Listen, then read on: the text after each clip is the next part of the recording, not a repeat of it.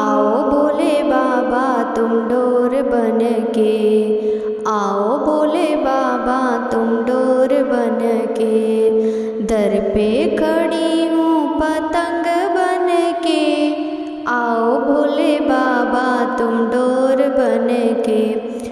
कोई जल लाया बाबा कोई कच्चा दूध हो, कोई जल लाया बाबा कोई कच्चा दूध हो, तुमको नहलाएंगे मल मल के, तुमको नहलाएंगे मल मल के, आओ भोले बाबा तुम डोर बन के। कोई फूल लाया बाबा कोई बेल पाती, कोई फूल लाया बाबा कोई बेल पाती, तुमको चढ़ाएंगे सब मिल के, तुमको चढ़ाएंगे सब मिल के, आओ भोले बाबा तुम डोर बन के। कोई आग लाया बाबा कोई धतूरा, कोई आग लाया बाबा कोई धतूरा, तुमको पिलाएंगे घिस घिस के, तुमको पिलाएंगे घिस घिस के, आओ भोले बाबा तुम डोर बन के, आओ भोले बाबा तुम डोर बन के।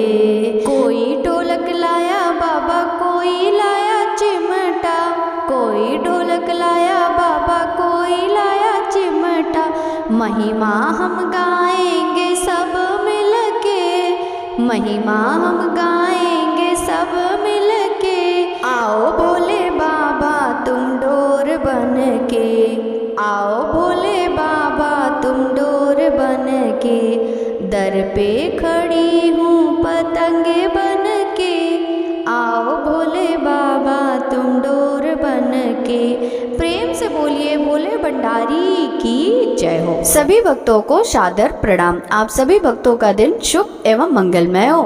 भक्तों, आज की इस वीडियो में आप श्रवण करेंगे पौष मास में दिन सोमवार को भगवान शिव जी की कथा एवं आरती। सोमवार का दिन भगवान शंकर को समर्पित है। इस दिन पूजा करने से भगवान शिव बेहद प्रसन्न होते हैं। लोग आज के दिन व्रत भी रखते हैं। इस व्रत में भक्त भगवान शिव संग पार्वती जी की विशेष पूजा करते हैं। भगवान भोलेनाथ की पूजा अर्चना के दौरान सोमवार व्रत कथा सुनकर लोग अपने उपवास को सार्थक बनाते हैं। भक्तों, आइए सोमवार व्रत कथा श्रवण करते हैं। ओम नमः शिवाय। एक बार की बात है, एक शहर में साहूकार रहता था। उनके घर में पैसों की कोई कमी नहीं थी, लेकिन उनकी कोई संतान नहीं थी, जिससे वे बहुत दुखी रहते थे। पुत्र प्राप्ति के लिए वे प्रत्येक सोमवार का व्रत रखते थे और शिव मंदिर में जाकर पूरी श्रद्धा से भगवान शिव और पार्वती जी की पूजा करते थे। उनकी भक्ति देखकर एक दिन माता पार्वती प्रसन्न हुई और उन्होंने भगवान शिव से उस साहूकार की इच्छा पूरी करने का अनुरोध किया। पार्वती की इच्छा सुनकर भगवान शिव ने कहा कि हे पार्वती, इस दुनिया में हर प्राणी को उसके कर्मों का फल मिलता है और उसके भाग्य में जो कुछ भी है उसे भुगतना पड़ता है। लेकिन पार्वती जी ने साहूकार की भक्ति का सम्मान करने के लिए उसकी इच्छाओं को पूरा करने की इच्छा व्यक्त की। माता पार्वती के अनुरोध पर शिव ने साहूकार को पुत्र प्राप्त करने का वरदान दिया, लेकिन साथ ही यह भी कहा उसके बच्चे की उम्र केवल 16 वर्ष की होगी। साहूकार माता पार्वती और भगवान शिव की बातचीत सुन रहा था। वह इससे न तो खुश था और न ही दुखी। वह पहले की तरह शिव पूजा करता रहा। कुछ समय बाद साहूकार के एक पुत्र का जन्म हुआ। जब बालक 15 वर्ष का हुआ तो उसे पढ़ने के लिए काशी भेज दिया। साहूकार ने बेटे को मामा को बुलवाकर ढेर सारा पैसा दिया और कहा कि वह इस बच्चे को शिक्षा प्राप्त करने के लिए काशी ले जाए और रास्ते में यज्ञ करे। जहाँ कहीं भी यज्ञ किया जाता है वहाँ ब्राह्मणों को भोजन करवाकर दक्षिणा दी जाती है। इसी प्रकार दोनों मामा भांजे यज्ञ करके और ब्राह्मणों को दान दक्षिणा देकर काशी की ओर चले गए। रात के समय एक नगर था जहाँ नगर के राजा की पुत्री का विवाह हो रहा था, लेकिन जिस राजकुमार से वह शादी करने वाली थी वह अंधा था। राजकुमार ने इस तथ्य को छिपाने की एक योजना के बारे में सोचा कि बेटे की एक आंख नहीं है। साहूकार के बेटे को देखकर उसके मन में एक विचार आया। उसने सोचा क्यों न इस लड़के को दूल्हा बनाकर राजकुमारी से शादी करा दी जाए। शादी के बाद मैं इसे पैसे के साथ भेज दूंगा और राजकुमारी को अपने शहर ले जाऊंगा। लड़के की शादी दूल्हे के कपड़े पहनकर राजकुमारी से कर दी गई, लेकिन साहूकार का बेटा ईमानदार था, उसे यह उचित नहीं लगा।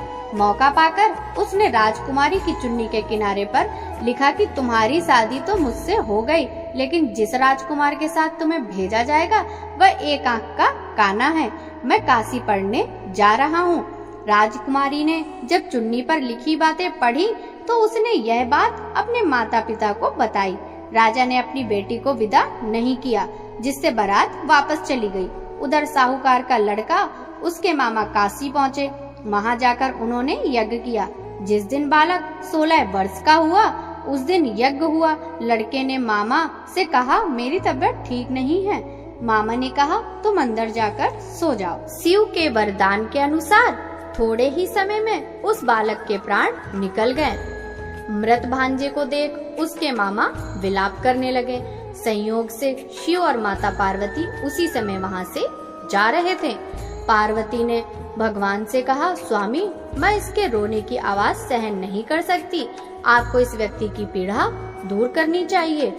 जब शिव मृत बालक के पास पहुँच गए तो उन्होंने कहा यह उसी साहूकार का पुत्र है जिसे मैंने 16 वर्ष की आयु का वरदान दिया था। अब इसकी उम्र हो गई। लेकिन माता पार्वती ने कहा हे महादेव कृपया इस बच्चे को और उम्र दें, नहीं तो इसके माता पिता भी इससे अलग होने के कारण तड़प तड़प कर मर जाएंगे। माता पार्वती के अनुरोध पर भगवान शिव ने बालक को जीवित रहने का वरदान दिया। शिव की कृपा से बालक जीवित हो गया। लड़का अपनी पढ़ाई पूरी करने के बाद अपने मामा के साथ अपने शहर चला गया। दोनों उसी शहर पहुँचे जहाँ उसकी शादी हुई थी। उस नगर में यज्ञ का आयोजन किया। लड़के के ससुर ने उसे पहचान लिया और महल में जाकर उसकी देखभाल की और अपनी बेटी को विदा किया। यहाँ साहूकार और उसकी पत्नी भूखे प्यासे अपने बेटे का इंतजार कर रहे थे। उसने कसम खाई थी कि अगर उसे अपने बेटे की मौत की खबर मिली तो वह भी अपनी जान दे देंगे। लेकिन अपने बेटे की जीवित रहने की खबर पाकर वह बहुत खुश हुआ। उसी रात भगवान शिव ने व्यापारी के सपने में आकर कहा हे श्रेष्ठी मैंने सोमवार का व्रत करके व्रत कथा सुनकर प्रसन्न होकर आपके पुत्र को लंबी आयु दी।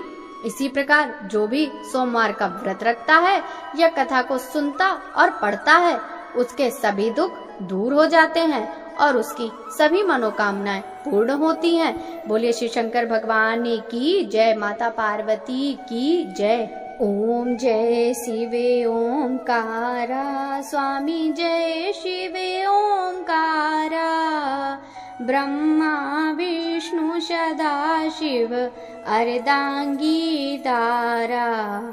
ओम जय शिवे ओंकारा, एकानन चतुरानन पंचानन राजे, स्वामी पंचानन राजे, हंसासन गरुड़ासन वृषवाहन साजे। ओम जय शिवे ओंकारा, दो भुज चार चतुर भुज, 10 भुज अति सोहे, स्वामी 10 भुज अति सोहे, तीनों रूप निरखता त्रिभुवन जन मोहे। ओम जय शिवे ओंकारा, स्वामी जय हरे ओंकारा, अच्छे माला बन माला रुंड माला धारी, चंदन मृग मद सोहे, बोले शुभकारी। ओम जय शिव ओंकारा। श्वेतांबर पीतांबर बागांबर अंगे, स्वामी बागांबर अंगे। सनकादिक ब्रह्मादिक प्रेतादिक संगे। ओम जय शिव ओंकारा। कर के मध्य कमंडलु चक्र त्रिशूल धरता, स्वामी चक्र त्रिशूल धरता। जग करता संहरता, जग पालन करता। ओम जय शिव ओंकारा। ब्रह्मा विष्णु सदा शिव जानते अविवेका, स्वामी जानते अविवेका। प्रणवाक्षर के मध्य तीनों ही एका। ओम जय शिव ओंकारा।